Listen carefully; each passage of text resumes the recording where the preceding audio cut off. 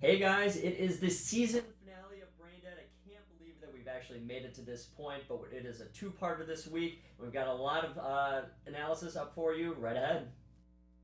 You're tuning into the destination for TV superfan discussion, AFTERBUZZ TV.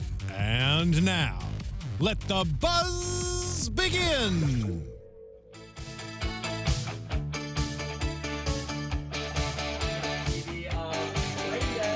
It's been a whirlwind of a season. Yes. But we are finally excited to have you guys along with us in the final part of our journey with you.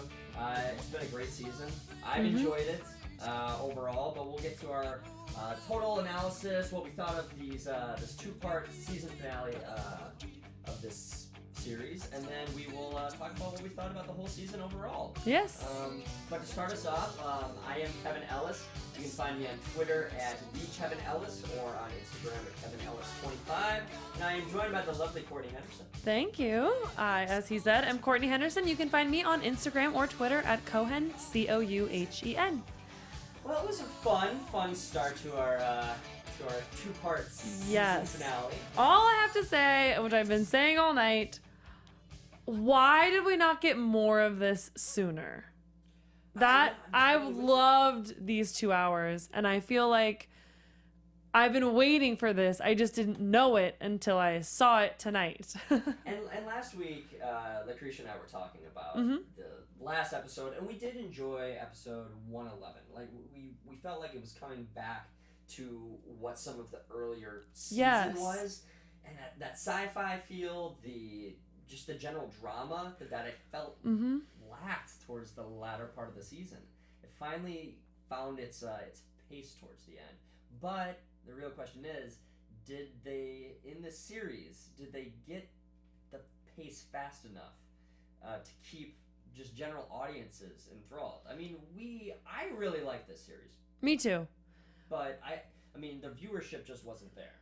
I think if had this information come sooner, 3 or 4 or 5 even maybe episodes sooner, they would have either kept or caught back. Is that even a phrase? Caught back? You know what I'm saying? I know what you're talking about. People would have come back had we had some of this. I mean, Gustav being in the sergeant. Yeah. That, some of those kinds of things. Cool revelation that I felt was way too late. Yes. Like, were we even fully rewarded with that information? Right. Did it even matter? Right. The whole time he's trying to say, well, it does matter, and you know why it matters. Do I know? Tell me. Because of Rasheen Babine. No. However. I love those last few little moments of them together in the finale. Did we expect? I mean, I think we did predict at the beginning of the season. We talked about it, but I think it kind of went away. But for me, and this is so funny because it's like the end of both episodes, so we've just kind of jumped all the way too. Yeah, but did. Hey, but with them, I feel like I would love to see their romance. I would love to kind of understand why they waited so long to kind of give us this, because the one payoff was that we have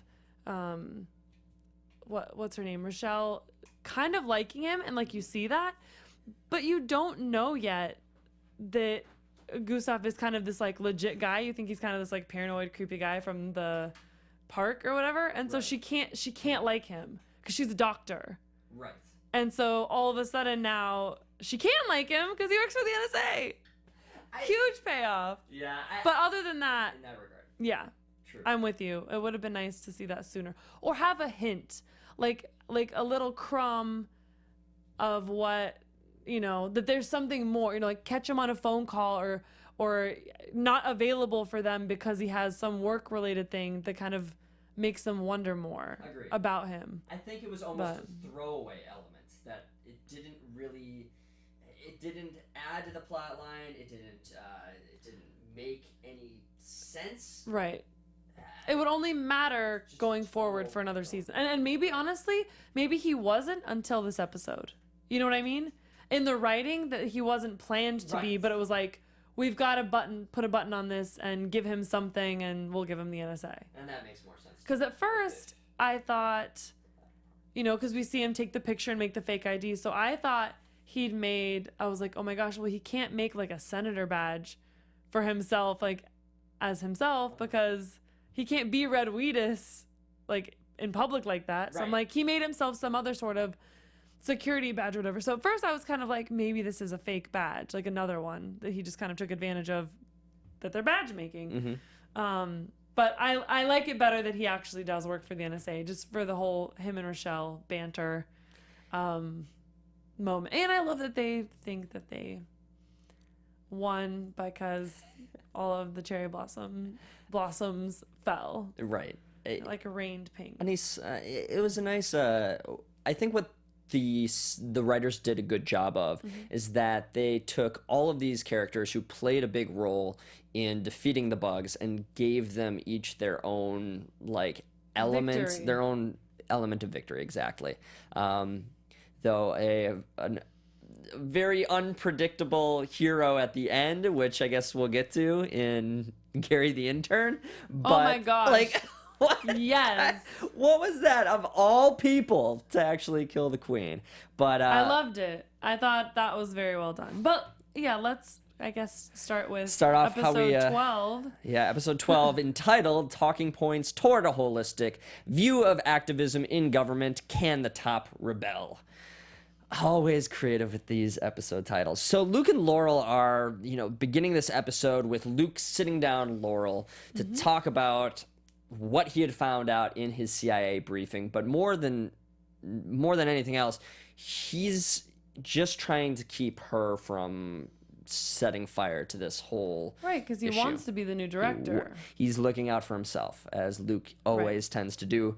But Gustav, Rochelle, and Laurel don't see anything of it. They want to go forth with trying to make sure that the bugs are defeated. But there's a little bit of an odd fallout between Gustav and Laurel at the beginning of that episode, where she goes off on him being a little crazy, if you will. If I remember right, first we see from Luke, Laurel, the CIA's handling it. Right. And is it this episode? Is it, it's 12 where they get the queen out of Red's ear with the magazines, or is that the end of That was the 11? end of 111. Okay. Correct, I yeah. watched that just before to kind of be totally fresh, so that's Gotcha. why I'm blurring those lines. Okay. So that's why. So now Red is really sick. And because Laurel's like, no, the CIA's got it. They want us to stand down. The amateurs are in the way. That's why Gustav's like, they're full of crap. Yeah. He's probably infected. And I was kind of surprised that Laurel kind of gave in so easily. I agree too. And I think it's only because Luke is the one bringing this to her. Right. And so she's got that element of, if my brother's right, I'm really going to ruin his chances at getting what he wants. Right. But then it's also kind of like, if the end of the world is at stake, making a fool of my brother, like not letting him get the job he wants for the sake of mankind, literally, probably not like the worst move. What was surprising is just because of how she had dealt with Agent Onofrio at the beginning of the season, and he worked for the FBI. And if the FBI was able to be penetrated, why is she so quick to think that the CIA wouldn't have that same problem? So I was also a little surprised that she was quick to agree with Luke and the information that he had. But maybe it was like a little bit of a relief in the sense that it's like, okay, I don't have to burden myself with this anymore. You know what I mean? Because I can only imagine the weight that you carry with a scenario like this in real life. Oh, yeah. I mean, she's been bogged down with a ton of stress over the course of these last couple of months. I mean, a new relationship, her father is infected. I mean, her whole life has been thrown. The breaking up of a relationship, you know what I mean? Yeah, just all of it. But it's been thrown into a whirlwind. And the fact that she is in a totally brand new city where she, knows nothing about. She is a documentary filmmaker. So to go back to the world of politics where she just didn't want any bit of a part of, I mean, I was gonna say, you bring up the filmmaking. She also has $2 million calling her name. She does. Now, what did you make of the Ocean League intervention? The fact that it was just brought out of nowhere. Did you think that Red was involved? Because I guess we didn't get any sort of sign that, he was involved. I mean, it just seems a little bit too perfect to be the same amount. Timed with that, having now somebody else come at Laurel, because obviously Red's not going to get through to her. Right. So I kind of felt like maybe Red had the Ocean League website made. Yeah, to seem like just legit enough that they would say yes. And I think Laurel got to the point where, and maybe this is why they don't touch on it, she didn't really care where the money came from. Right. She had the money and she wanted to make her documentary, and I think she kind of got to that. I can't believe that I let myself get this far off my personal path over things that I don't really care about. There was something on that website that said never give up. Yes. Something along those lines. Yes. But what was going through my mind, at least, is whether or not Gustav had played a role in the website building, because we know he's capable of it. We know that he now works for the NSA. So I was thinking, okay, would Gustav have done this? But to what end game does it actually lead Laurel into actually fighting against the bugs and not going off and doing her own thing? And why? Because of the little spat, because that's what the whole thing between them is about. Yeah. Her walking away from this. Right. So I don't see him being involved, only because that only led her away from trying to get rid of the bugs. So confusing. Just a weird plot point that was thrown in there, but I guess it doesn't matter in the end. Okay, so they have the committee meeting. Right. And Ella is now showing a little bit of, I guess, animosity towards Red's character. Right. And he's screwing things up. He's sick. He's hurt. The queen is wounded. And he's not doing anything to move their whole plan forward. He's almost hindering it. So what did he can't. I mean, I think it's not that he doesn't want to. I think the queen being injured has literally taken a toll on him, and he's still doing the best he can with little Gareth over his shoulder. But now the king is trying to take over. Do you think that if Ella had been able to take control of Red, do you think that this would have ended differently for the bugs? I mean, I'm going to have to say yes, because I don't know that Gary the intern would have been walking into Ella's office. This is true. You got a good point there. Otherwise, she was always a strong character. I mean, it's interesting because Ella held the king, we'll say. And so it's one of those where I'm like, well, you as a woman, I'm like, okay, well, Ella's going to win. And it's like, well, no, like the queen bug, she won. She beat the king. And it was so interesting that there's like the blood spatter all over Red, and he says to the queen, like, go for it. And she just totally destroys her male counterpart that she, in our last scenes with them together, we had a very different attitude towards one another. Circle of life in that regard. But yeah, I mean, it did not work well for Ella in the end. She was... No, I mean, and Red is getting really ballsy. Oh, yeah. That gun came out a lot tonight. Three times, I think we saw. He was aiming... Well, it killed Ella. Right. Then he points it over at Luke. Right. And then right at the end with Laurel. And Gareth pulled it out at one point. I mean, when he was just in there by himself, pulled it out at one point. It's just like, okay, we get it. All he has at work is a gun and a picture of Lana. West. Seriously, yeah. Which, that was an interesting little revelation.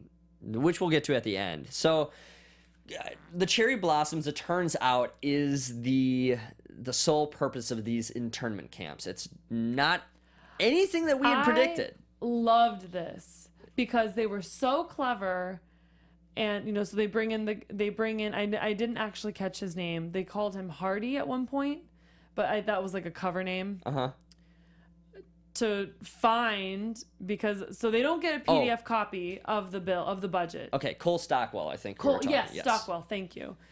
Who Laurel is just kind of stuck with, because they have to find out what in the budget that's this big. Mm-hmm. They're hiding because they didn't give a PDF version, so it couldn't be searchable. So of course we get Gareth to find it and search it, and it's in the farming. And I just love that they're talking about over 500 beds, and they weren't talking about beds, just flower beds. And then they're talking about the glass or windows, you know, and they make it sound metaphorical when in reality it's literally the windows to be the roof of these hothouses. So I thought that was so clever because on one hand, they're not actually lying. And the whole war thing was a total, like, baloney distraction. I think, yeah. The whole thing was well constructed, at least on the Bugs part. They did a good job. I mean, how many small cities was this? It was like 60 small cities or I thought it was 80. 80 might have been the number. Like, across the state, or states. But, you know, it was clever. I mean, they're trying to not only reproduce, but to also have some kind of, you know, survival element. It was a good plan, though. As you mentioned, I wish they would have gotten to this point quicker. I almost feel like... How fun would it have been to see more interactions with Gustav and Rochelle trying to get in there? Yeah, I just feel like there was a lot more to play with. Or even getting us down into the basement, into room 254. Yeah, SRB 54. SRB 54. Yeah. You know, getting us little glances of things sooner. I don't know. It's hard to say because maybe this wouldn't have seemed as fast-paced or interesting because we would have been getting these little nuggets all along the way rather than all tonight, kind of in this wrap-up. But the one thing I will say when Red was sick that I loved is they're in the meeting, they're in the debate, and I think it was Ella. I think it was when she was still alive. She says something about the use of the internment camps. And Red says, well, it's important secret use. Yes, secret use. And he really digs himself a hole. Yes. And, well, why not have it be a secret? Like, and I really appreciated that. And just kind of that they it's just realistic, I guess, for that to happen. He's sick. Things are kind of going awry. And it can't just be this perfect thing on either side. So I love that they kind of showed some of that weakness that Ella was so angry to have exist.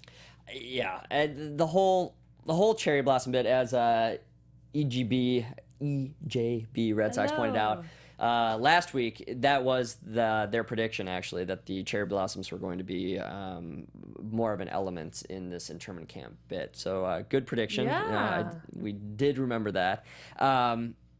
Yeah. So as time goes on, there's a couple of little things that I want to get to before we get to the final episode. But Gareth, when he comes on into Luke's office area and has the marry me scene. Oh, yeah. What was going through your mind? That's before he's attacked, This right? is before he's attacked, Okay. yeah. It was... Couldn't tell if, a little liquid courage helped him in this. He had been drinking just a little bit, But I think he is how he was said it. so cool, calm, and collected. He knew what he was going in there and saying. Did you expect this to be said? No, I thought I love you was coming. Yeah. Well, I mean, because clearly It seemed obvious. he's like, just let me say it, I thought it was going to be more along those lines. Mm-hmm. Or, don't go, or, something with this whole... Because it's after he finds out Laurel's leaving in a week. Right. For this documentary.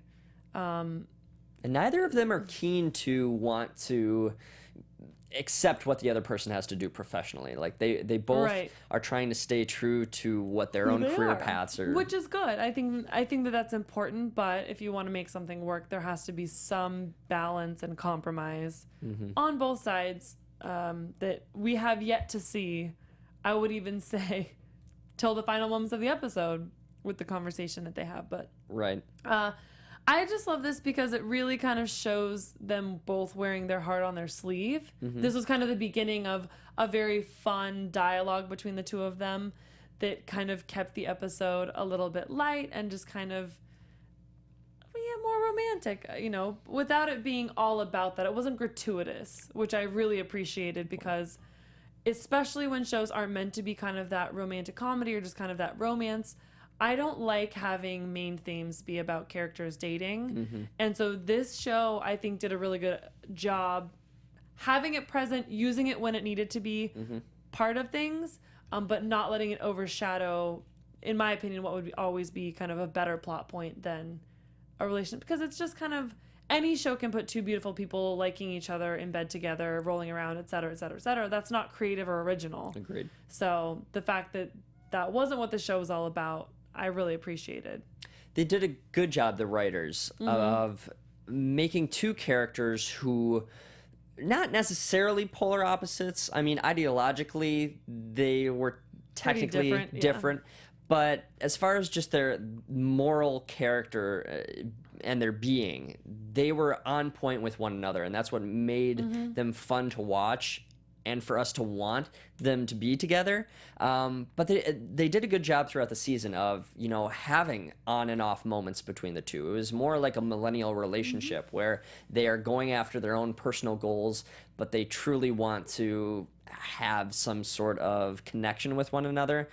But they put their own personal relationships on the back burner for their careers. And that's not necessarily true of, Generation X or, back in the 60s. You don't have that. But in today's day and age, you do have relationships. Especially at their ages. Exactly. So I think that the writing team really did a good job of taking current relationships in our, the world that we live in. And I hadn't even thought of it that way. Yeah. I like that. I agree. They did a good job with that. So that was refreshing. BrainDead brought something I felt new to the table. It wasn't too cliche. It was something that worked well for what we see in at least our demographic, I would think. I was going to say, I have down, of course, that Gareth is attacked. And so it takes me back to the early on in the episode where Ella goes to make sure that Gareth is dealt with. Yeah. Deal with him. She got a lot done this episode before she died. I know. Ella was really on track. She was showing a lot of efficiency. We missed her, I think, for the last 2 episodes. And now she was brought back. But Ella, as I insinuated, if Red would have been the one that was killed, I think Ella would have done a far better job. I think the series would have had to end differently than it did. Yeah.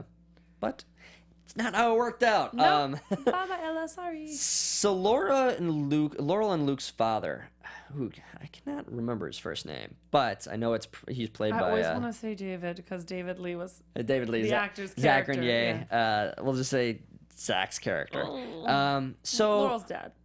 Laurel's dad.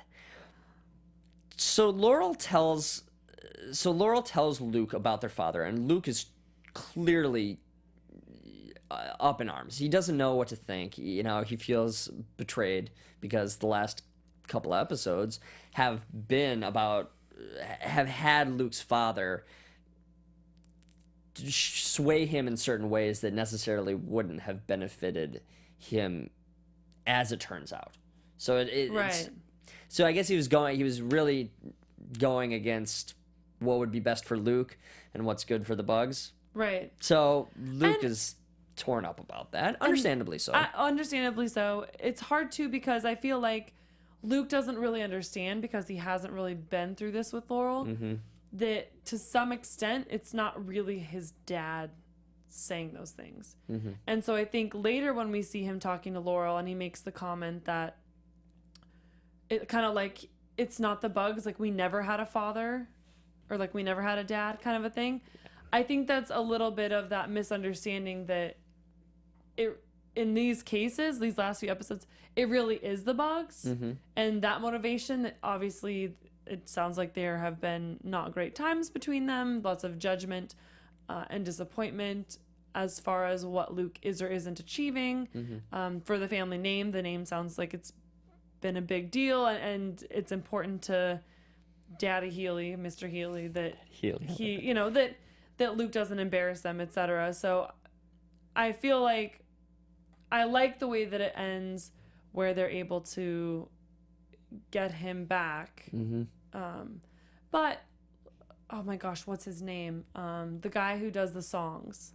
Oh, at the beginning. It's in my notes from last episode. Okay, but sorry.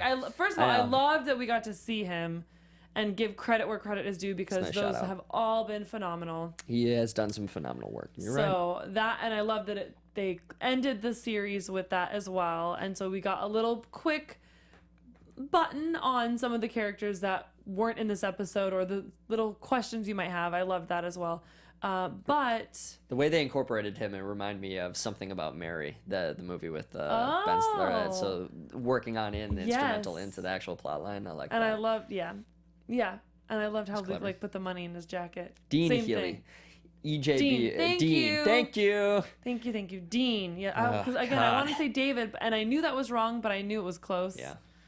Anyways, Dean Healy. Yeah. So, anyway, I felt like Luke just kind of didn't fully get it, that it really wasn't his dad. But I loved Laurel and what she was able to accomplish without even knowing it. Mm-hmm. They found this new thing. So okay, sorry. I'm like thinking as I'm trying to talk. I cannot multitask. So we find out that shame, if the person is kind of really in there still, that the bugs can be kind of drawn out from shame. Right. It was and so well done. Laurel and her sex scene with Gareth when she's infected. Is there some element of shame, you think, in how horribly that went that helped that's get the funny. bugs?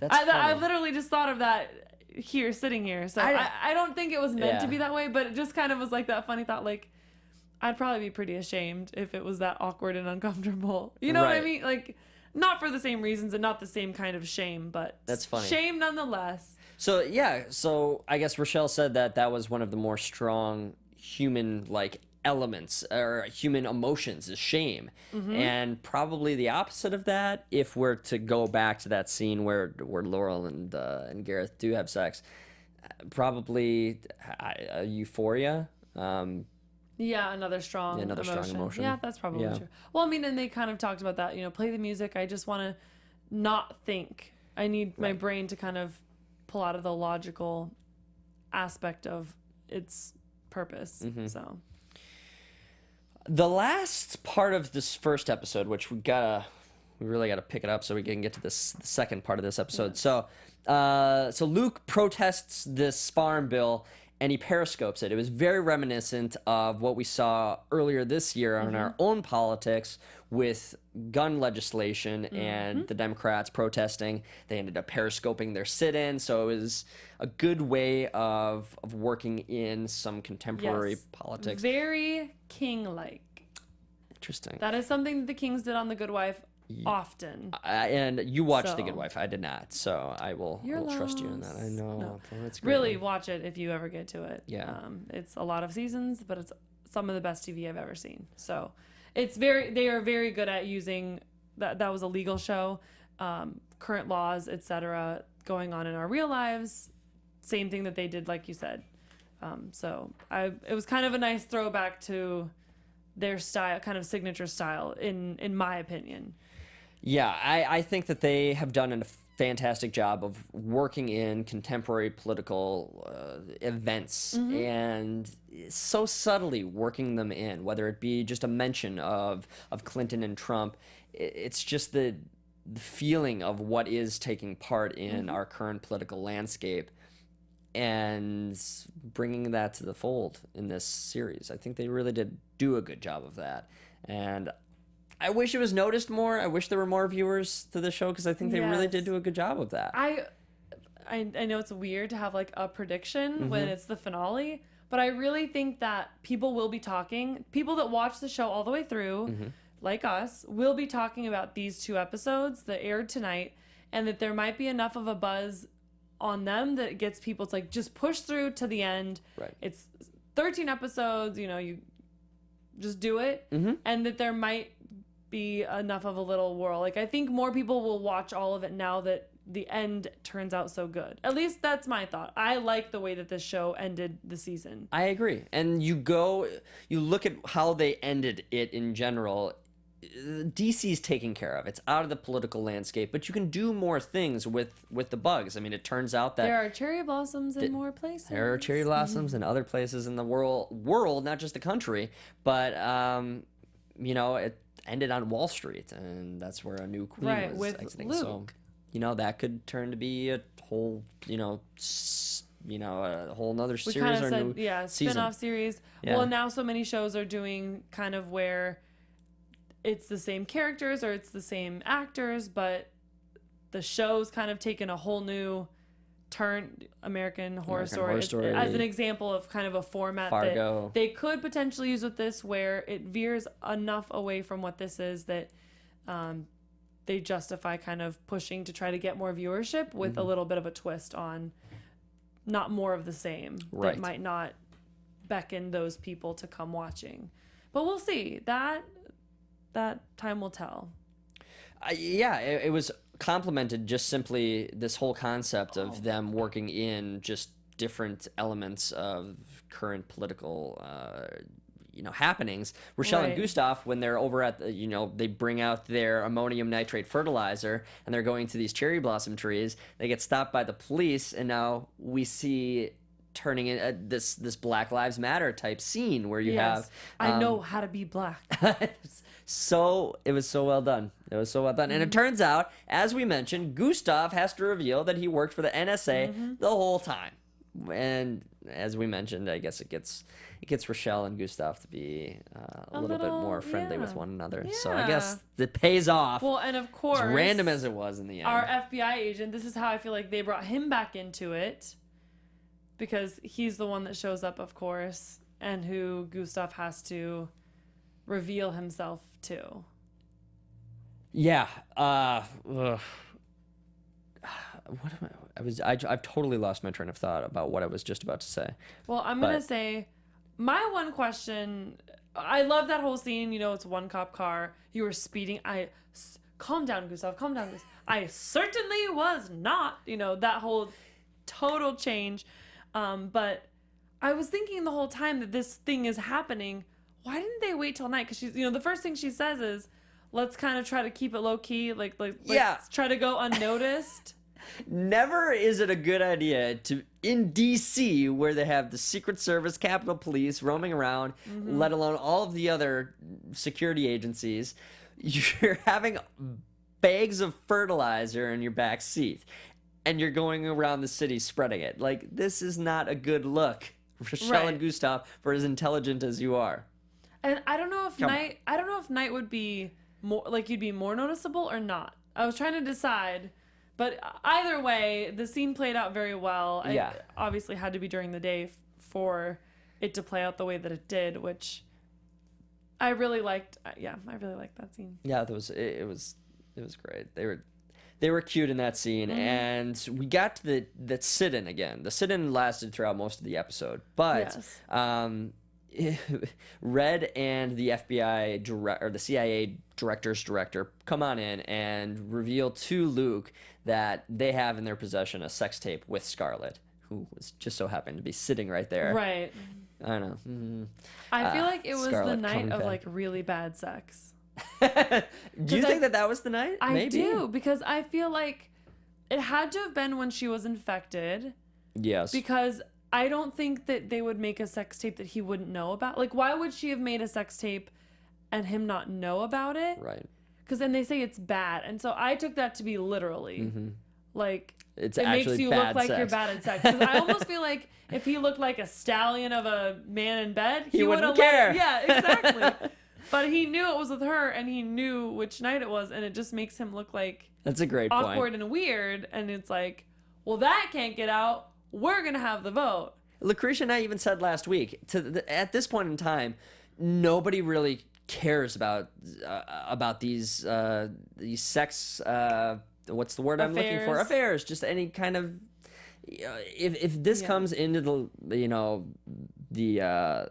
into light, nobody really cares anymore in our own current political system. It's not a big deal. There's so many worse things. Like a news cycle, maybe too. Exactly. And then it just disappears. And obviously, morally, everybody has their own opinions on whether or not somebody that's cheating on a spouse can do a good job in office.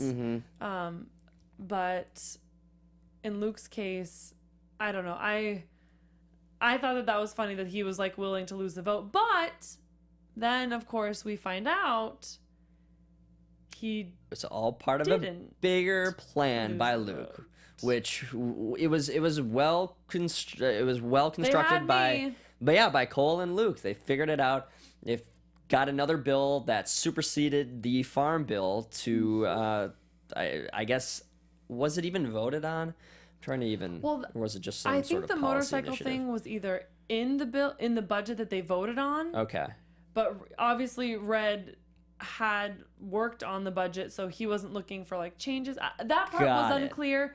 Or that motorcycle thing was something that was voted on like in another session or at another time that superseded the farming changes. That makes sense to me. But no, because I don't recall seeing them vote on that specifically, unless it was part of the budget that Red just didn't look at, because I love how he says to Laurel, "Your brother tricked me." Yeah.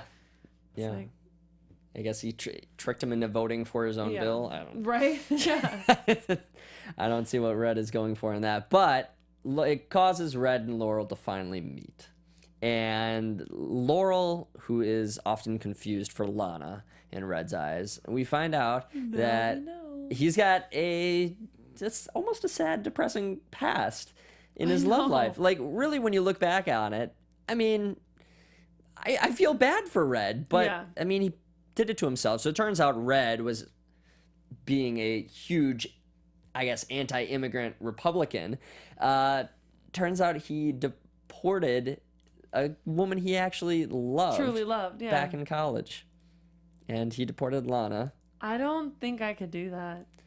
I mean, when you really think about it, if you're really in love with somebody, at what point in time do those like long held beliefs I guess supersede love? Well, interesting you should say that, because we do have Laurel and Gareth. Yeah, we do. Kind of battling that out for themselves and trying to figure it out. And obviously in Red's case, on one hand, he's ashamed of what he did, but he also, I think, really does think he did the right thing in a weird way. Yeah, I you know do what too. I mean? Once you have those beliefs ingrained in your head, and you truly feel that, okay, this is the law, this is what it should be, he was doing the right thing. Right. So and in his eyes, she shouldn't have been there in the first place. I think he's more ashamed of kind of, like Laurel said, she was sent back and she was born in America and she was killed. I do not want to get in on the topic of immigration. No, we don't need to.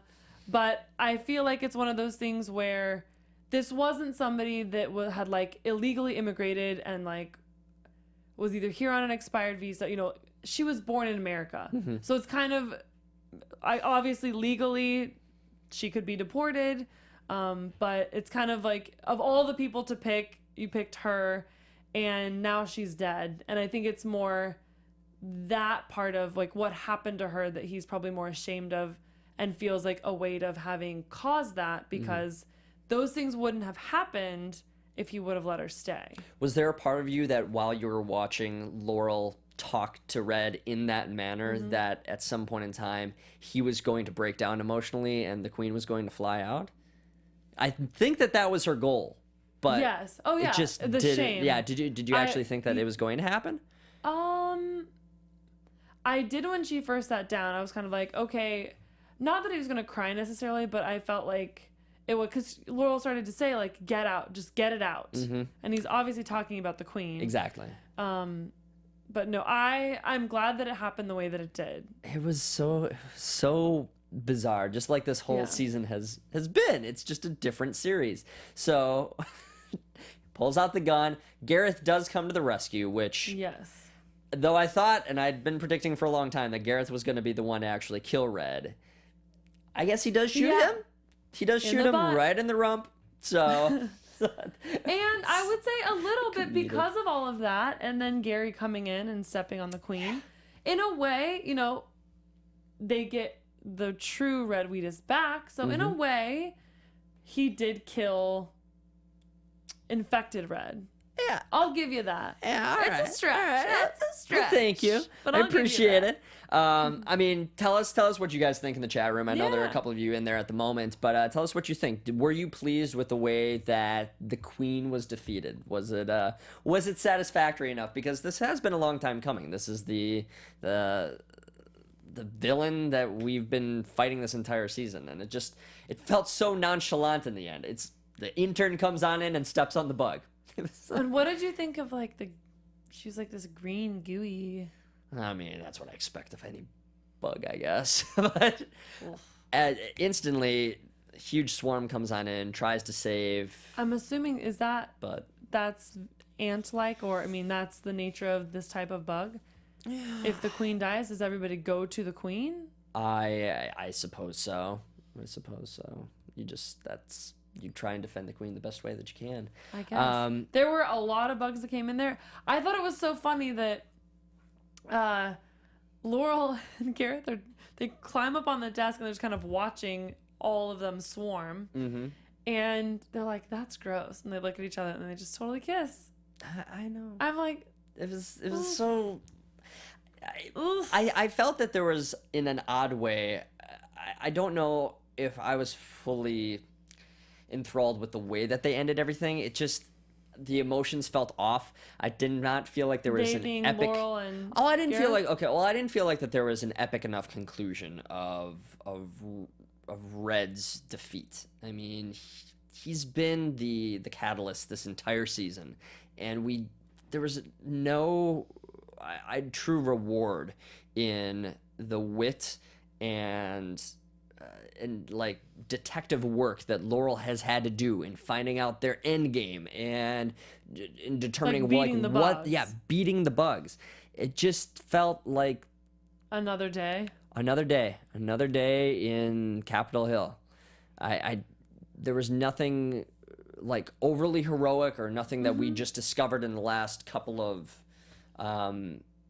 episodes that helped defeat Red and the bugs. Maybe if she did finally convince him through shame to like release the queen, and that's how they defeated him, I feel like I would have been more satisfied with that ending, because at least it makes sense with how the plot line was building. It's my personal thought. Yeah, I get what you're saying. I definitely agree that it could have had a little bit more of a climactic ending and kind of resolution as far as Laurel did this and kind of somebody giving her some credit. But I did really like how it ended, and I kind of liked, I feel like the little victory came in when Gareth said to Red, like, welcome back, or hey, at the end, where it was kind of like, now like her dad, and Red is now himself again. Yes, and that was and nice. It's like, all right, we're gonna pull out the alcohol because you're an alcoholic. I was waiting for him to just pull out like a handle of Jack Daniels or something like that. To me, I felt like that was kind of the little nod where it's like, all right, we got him back, like we won. Yeah. But I agree with what you're saying. It was very still anticlimactic compared to what it could have been. And I mean, Christina's Journey in our chat room pointed out that they liked how it was the one intern who had made it to the end that was able to avenge the other interns. Yes. So I do like that. Yes, you're right. I think it had to be the intern. It was like, kill or be killed. yeah, because he did survive in the end. But and for it to have been totally an accident. Like, I'll go get some paper towels. Yeah, it's just nonchalant, like, has no idea what he did. Yeah, no clue. Just thought he stepped on a bug. And isn't it just the interns and like the assistants that really have the power? They're the gatekeepers. Yes. So yeah, I guess it wasn't a fun little ending. But overall, we end the season. Rochelle and Gustav, we can assume that they're gonna get hitched. Yeah. Or at least like date. Laurel and Gareth, though they have some disagreements over the amount of kids that they might have. I want to know what you all think the normal amount of kids is, because 5 or 6 seems like I love higher than normal. It was to me. I would say 2 or 3 is normal. Yeah. Oh, well, that's average. Average is what, 1 point? Well, isn't average normal? Yeah. I mean, no, I think it's like okay. 1.8 or something like that. Kids. Oh. I think average family is 1.8, but I guess because there's a lot of people that don't have any. yeah. But I mean, of the people that have kids, I feel like 2 or 3. Mm-hmm. Yeah, I would have even like stretched it to 4. Like if he had said the normal amount, like 3 or 4, I would have been like, that's pretty Good normal. luck. But And he is not the one that has to actually go through with the whole thing. that's why he's one thing and he can just have 5 kids. Gareth. Some sympathy towards. But that Laurel wants none. that was funny, of course. Yeah, she would. You got to figure this out. Like you moved in together and you just think everything is going on track, but Maybe there's if it was always with, little reminders. Maybe if it was with Michael Moore, she would change her mind. We were just having a moment that was so much better before you said that. We had to go back to that. We had to. I love that they did bring that up, actually. A quick joking reference. So any doubt that anybody had over the seriousness of that has to be gone. Red was right in front of Garrett's parents, too. Oh, my gosh. So she's brilliant. a Democrat. She's a Democrat. Yeah. So some quick wrap-ups for the entire season. Who, I guess, in your opinion, who is your favorite character arc throughout the entire season? If you can think of one character and how their character developed, who would you go with, I should say? That's a hard one. I'll start with mine. I really... Don't pick mine. Go first. Well, what is that? All right, anyway, I'm going to go with Laurel. And Okay, she is our you protagonist. didn't pick mine, so. She is our protagonist, and our main character. But I like, at least at the beginning of this series, she was somebody who was just in her own. It's like she knew who she was, but she didn't necessarily know exactly what skills she could bring to the table that were her finest and like most admirable qualities. And I think that she did a great job throughout the season of really tuning into who she was as a person and understanding that, yeah, I might not want to get into politics, but I'm good at working the political system, and I can use, this investigative, In her documentary or work that her ex-boyfriend, the famous filmmaker, got credit for making, but I felt like that infection video was again one of those where she could use her skill set and her passion within her political realm to get something done and to get the message across. That's true. So Using the skills. Yeah. So I was leaning towards, when you said like favorite character would not be the same as my like favorite arc to watch. I think Gareth was my favorite to watch. Changed so much in a weird way by staying himself. You know what I mean? If that makes sense? Yeah. Because I think he did always kind of know who he was. Like he was the opposite of Laura. Like he knew who he was, because we now in this finale see where he comes from. And to some extent he's his parents' son, because the conservative aspect is very apparent, but it's almost like he wanted more for himself than wherever he came from, and he fought to climb out of that, just like Laurel did.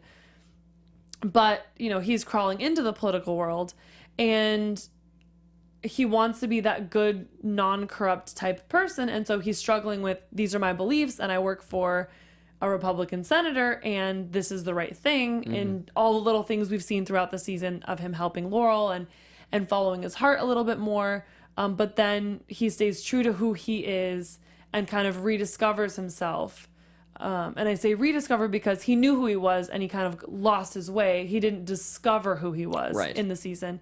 And getting to watch all of that, and then to see it all the way through to the end, where I feel like he had a very real reaction to the bug situation, where it's like, I can't deny what I saw, but I also can't believe what I saw. Like, this is just too much. And so I kind of liked that dynamic as well. But ultimately, of course, he's in on it and helps accomplish what needs to be done to kind of get us where we end. So character that you would most like to sit down and have a drink with? Well, Gareth's cute, so it'd still be Gareth. But Knew you were going with Gareth. I'd love Red Wheatus. Hands down. Gustav would be entertaining too. I think he was probably my favorite character. And the NSA thing to where it's like Rochelle cannot deny him, because she says, well, you live in a live in a basement apartment. It's like, yeah, but now he's legit. He's living in his basement for a reason. Right. He's smart and saving his money. Yeah. So, prediction, do you think that this series is going to come back?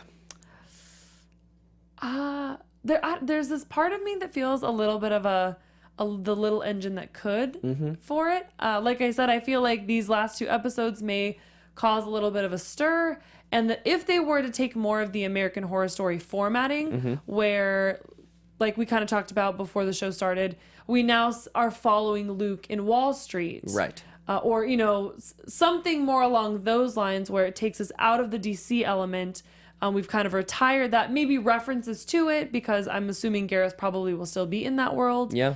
But I could see something like that happening to where they kind of they switch it up, switch the city up, because they definitely left it open-ended to where the bugs could come back and they're going to communicate this. There's going to be a lot of things that are the same, but now, of course, the bugs know different or better as far as the human element of their awareness, the humans' awareness of them, to kind of try to overcome them. So, as you mentioned, I think that it was a well done season. I wish the pace would have picked up a little bit faster. Agreed. And I would have helped the season, I think. But overall, great. The show understood what it was. It was, political satire, and they did a good job of working in dramatic elements. And I guess it was probably, sorry to interrupt you. Oh, go ahead.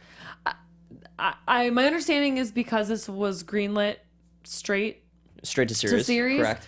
That it may have all been kind of outlined or written prior to it coming out as far as seeing ratings. So I like that they stayed true to the show, and I think true to the outline that they had. They may have tweaked some of the stuff at the end to give us I think there's a possibility that we got more in these last 2 episodes because they're not sure what the fate of the series is. Possible. But I could also see it having been intentional. Right. To try to hook for the next season, maybe not recognizing how slow it was leading up to this until it came out, and some of those numbers weren't where anybody, of course, would have thought or wanted them to be. Because I feel like they did pick up the pace quite a bit towards the end. Yeah. And it was like, all right, we got to finish this up somehow. We've got a lot of these elements that are getting spread out. We've got these internment camps. Like, let's close this up.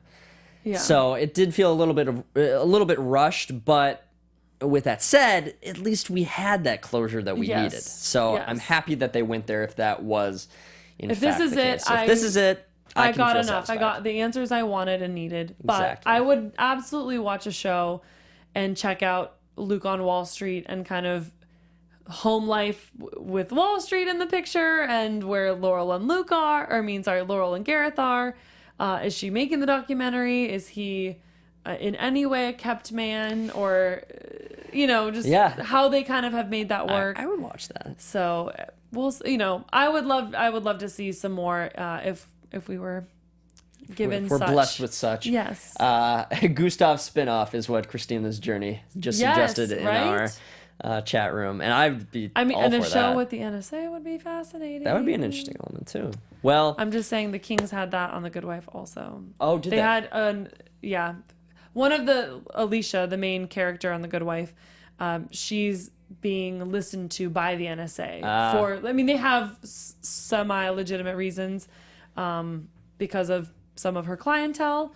But so they cut to these scenes of the office, the NSA office, and the people listening, and those actors were great. And anyway, so yes, the NSA is a fascinating thing, and we're probably being listened to right now. Yeah. Because we've said the name so many times. Exactly. Well, it was a great season. I definitely enjoyed the time that I spent with you and Lucretia. Yes, she is sick, so she was so sorry that she couldn't join us tonight, but hopefully she's home feeling better with soup or something. Yeah, tell us where they can find you on social media. I am on Instagram and Twitter at Cohen, Couhen. Are you doing any other AfterBuzz series this upcoming fall? I am doing this. It's called Startup. It's a Crackle show about a digital currency. Cool. And then I'm also doing Quarry, which is... Ooh, what network is that on? I'm not sure. It started tonight, so I will be filming the first episode of that tomorrow. And then Conviction on ABC. Oh, nice. Cool. In October. I have a friend on that show, so I was like, I want to do this one. I'm a little biased. So, awesome. What about you? Where can we find you? You can find me on Twitter at @TheKevinEllis or on Instagram at KevinEllis25. I will be doing the CBS series Bull, which is airing on Tuesday starting September 20th. So hit us up on the AfterBuzz TV after show for that. Overall, thank you to all of us who have joined us in our chat room throughout the entire season. We know it's late. EJB Red Sox, Christina's Journey, Starman has been a part of it. Eiffel Tour, you were in. We also do have Lainey Faye and Esna. Thank you all for joining us in the chat room and for hitting us up in the comment section. Know that you can always find us on SoundCloud, YouTube. Guys, iTunes. We had a great season. Thanks for joining us this entire way, and maybe we'll see you BrainDead Season 2. Woohoo! All right, take care, guys. Bye-bye. From executive producers Maria Menounos, Kevin Undergaro, Phil Svitek, and the entire AfterBuzz TV staff, we would like to thank you for listening to the AfterBuzz TV network. To watch or listen to other after shows and post comments or questions, be sure to visit AfterBuzzTV.com. I'm Sir Richard Wentworth, and this has been a presentation of AfterBuzz TV. Buzz you later. The views expressed herein are those of the hosts only and do not necessarily reflect the views of AfterBuzz TV or its owners or principals.